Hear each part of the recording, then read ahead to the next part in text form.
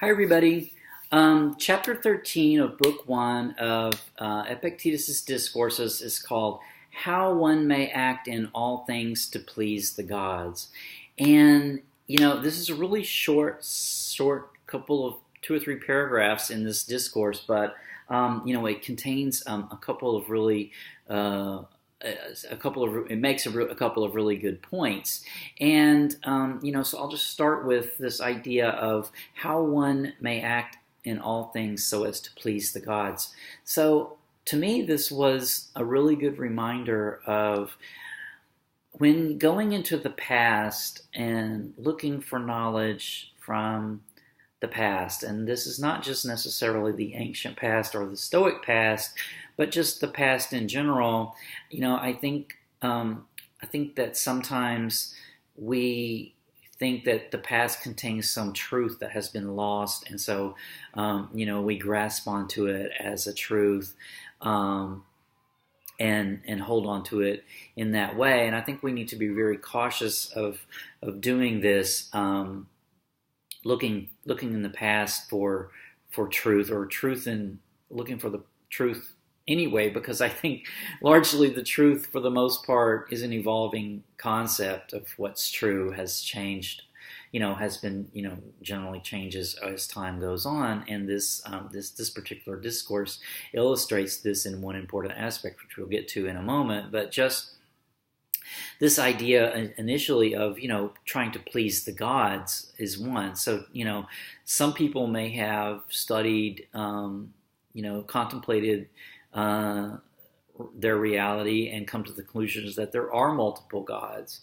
Some others may have, contemplated their reality and come to the conclusion that there is a single God. Some people may have contemplated their reality and come to the conclusion that there's no God, or that the God is present but not active, and lots of other variations. And then, I have this view of, whenever I hear the term God or gods, especially when I've been reading these discourses in Stoicism and ancient philosophy in general, is, God or the gods as being really just the sum of all there is. The sort of the great unifying systemic us and all, meaning the universe, society, everything that has a sort of, in its totality, has a sort of intelligence. Human society has a sort of intelligence, collective intelligence on its own. And I don't mean this in a cosmic, metaphysical sense. I just mean it behaves in certain ways, because the combination of everybody inputting into it creates a system that no one person really controls. So it's a being unto itself, a collective being unto itself. So I hope that makes sense. That's sort of my philosophy of all there is. So behaving to please the gods, to me, I would interpret this today as behaving so as to be in harmony with all there is, or to be in harmony with what I consider to be the good in all there is. So all there is also includes, obviously, things I would consider negative things. But so ultimately, to me, what that means for me, my task to do is to create the best life that I can possibly create for myself. And that means to be, as good a person as I think that I can become, and sort of strive for this sort of ethical ideal of, of virtue. So Epictetus brings up a couple of points, and there's a couple of ethical points that are brought up in this discourse. One is, someone asks him, how does one eat justly? Or how does one eat, in order to please the gods? And, Epictetus brings up the point that, a person who eats, modestly and justly is pleasing to the gods.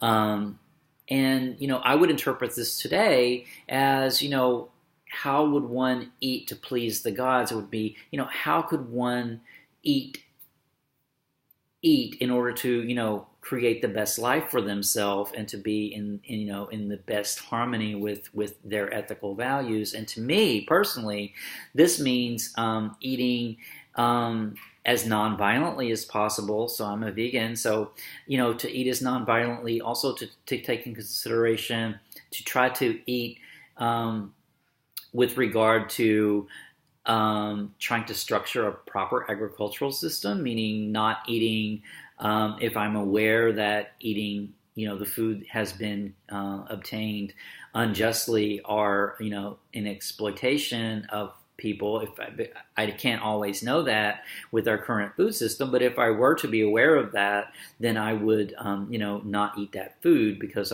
it would not be just.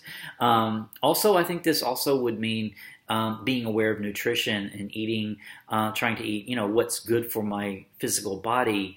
It's not just good for my sort of, spirit, which would be nonviolence and non-exploitative, but also good for my body, meaning try to eat, healthy, try to be aware of proper nutrition, eat in moderation, this all this type of thing. So this is how I would interpret this. Rather than I would be doing this for myself, for my own sense of well-being, for my own sense of ethics, and for my own what I feel like is my own greater responsibility, not to the gods, but to all there is, to the rest of society and to the rest of life on Earth in general, not just human society.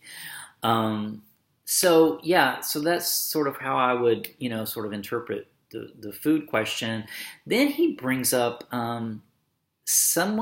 he mentions, what if you have, you call for hot water and your slave brings it slowly or brings it and it's already gone kind of cold, or doesn't even answer you at all. What do? You do fly into a rage, and that the person, you shouldn't, that you should have control of yourself if things like if it doesn't get brought to you like right away, that it would be displeasing to the gods in his view in this discourse to, fly into a rage and mistreat your slave. So, this is a very important point to consider and place to be reminded that the truth in the past is not the truth of the present. So what Epictetus is doing here, whenever he's cautioning, a slaveholder of what's the best way to treat his slave, not why do you have a slave, not he doesn't condemn slavery. He's, cautioning the person to be a good slaveholder. So that's a big difference. So to us today, this seems like, oh, okay, well, that's a big moral difference because slavery, of course, was a given everyday part of life in Epictetus' time. Epictetus himself was a slave. So he doesn't have the same moral view of slavery that we do today, and we need to be aware of that. And we need to, therefore, not use this in the past to justify, obviously, slavery. But I think what this part of the discourse really does do is it brings forth a modern conversation that we hear today very nicely, and that's the conversation around power and privilege. Because what Epictetus goes on to say is that if you have been given, if you have the station in life of slaveholder versus slave, then your responsibility is to not be a tyrant. And, I think that actually applies to us today because of power and privilege concepts where, everybody has certain privileges that society, the greater society gives them because of who they are, where they are in life, what economic station they have. In some places like the U.S., this is even based on race and class. So, I think that it's a very good lesson that, we can also be tyrants. We might not be today slaveholders, but we can still be tyrants over those with less power than us because there's always someone who has a different power than you. And so some places, in some areas, there are people who have more power than you do. For example, your boss, or, people who just have better positions in society for whatever reason. They have, they affect your life in what they do and the decisions that they make. And likewise, each individual person, myself included, has power, certain areas of power that they can, that they have greater power and more privilege than others that they interact with on a daily basis. And it's important to not be a tyrant to those people too. And so to be aware of, in order to not be a tyrant, first of all, you have to be aware of where your power is. And, so this, to me, this means like, you hear this phrase that kind of gets maybe overused and mocked a lot, which is check your privilege. But I think this is really what Epictetus is talking about. It's like you need to be aware of what your privilege is and what your power is and how you're using that against less powerful people.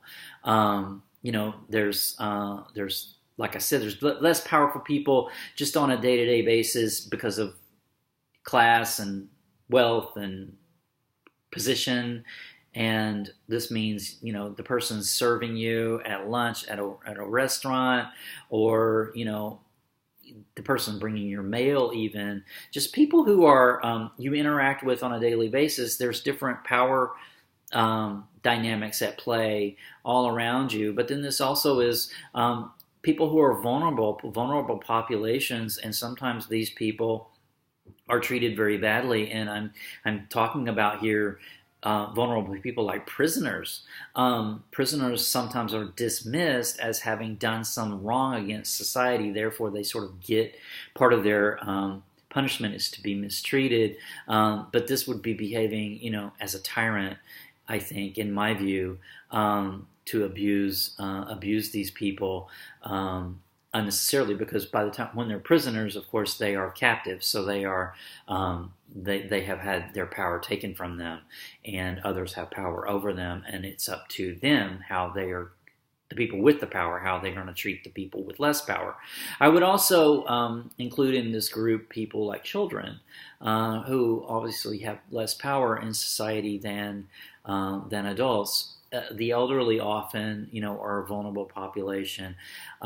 So there's all sorts of power dynamics at play up and down the spectrum in life, and it behooves us, I think, to be aware of where we have power and how we're using our power. So I think I'll stop with that. I went on a little bit longer than I had actually intended on this discourse, but I just think that it's a very good point. So the next discourse will be chapter 14. It's called That God Beholds All Men.